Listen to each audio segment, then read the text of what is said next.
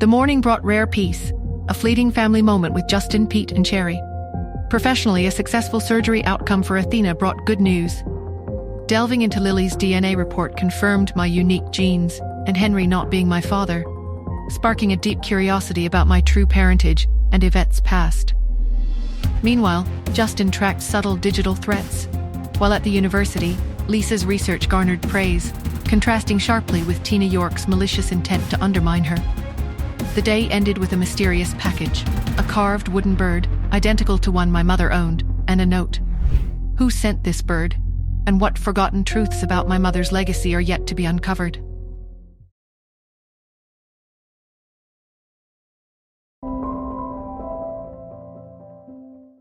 My mother, Yvette, had always been an enigma, her life a tapestry woven with threads of hidden purpose.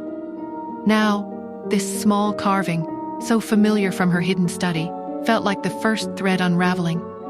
I carried the bird to my study, the world outside, even the lingering echoes of Henry's absurd performance fading into the background. I needed answers. I dialed Solo's number. "Solo," I said, my voice low and urgent when she answered. "I just received something, a package, anonymous."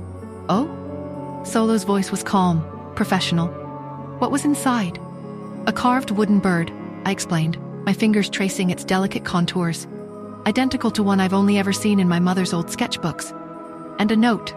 It says, 'The truth is carved from forgotten wood. Your mother's legacy is more than you know, and you are not alone.'" There was a beat of silence on Solo's end. "That's quite specific, Athena. Ring any bells for you?" "Only that it feels significant," I replied, my gaze fixed on the bird. "I need you to research it.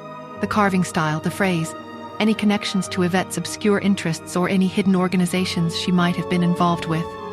Everything." "Understood," Solo confirmed. "I'll get right on it. Keep that package safe."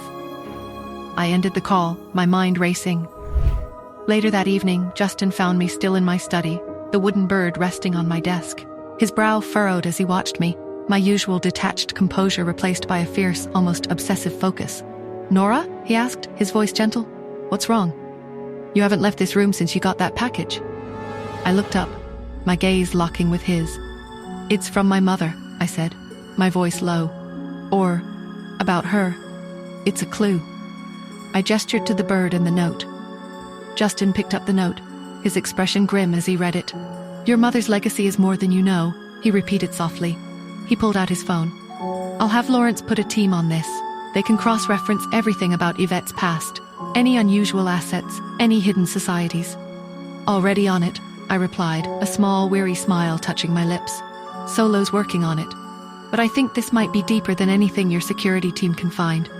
This feels personal." As the evening wore on, the memories stirred by the carved bird began to resurface. Not fragmented whispers, but clear, vivid images. I blinked, back in the present, a cold dread washing over me. The great work, the secret, the them.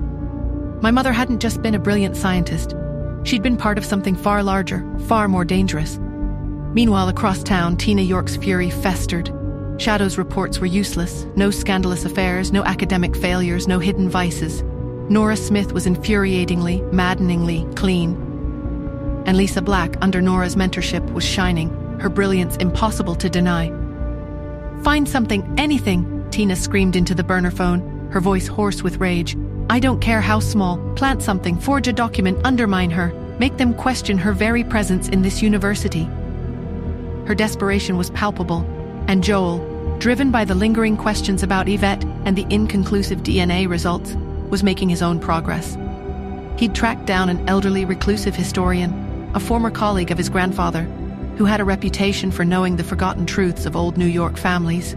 The historian, a wizened man with eyes that seemed to hold centuries of secrets, finally spoke. "Yvette Anderson, you say? A rare bird, that one. Her official history is a fabrication. Her true lineage is tied to a powerful ancient network, one that operated in the shadows. They called themselves the Guardians." Joel listened, his blood running cold. The Guardians. Later that evening, as I stared at the carved bird, the pieces of Yvette's hidden life slowly began to click into place. The symbol of the eye, the subtle hints in her old notes, the unusual precautions she had taken. She wasn't just hiding. She was protecting something, and I was now part of it. Suddenly, my phone buzzed with an anonymous encrypted message. I opened it.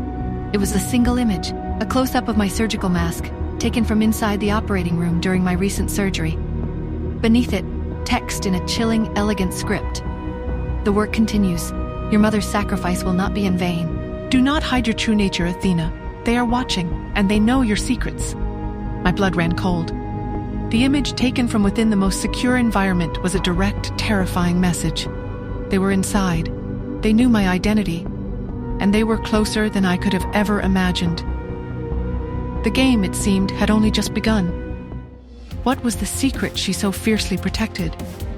And who were they? These omnipresent watchers, who knew my true nature and saw my every move, even from within the sterile confines of an operating room.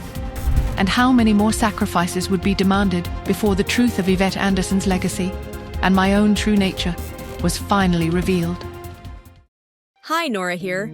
If you are wondering what happens next, then download the Pocket FM app and listen to the exciting episodes of Saving Nora Now with the link in the description.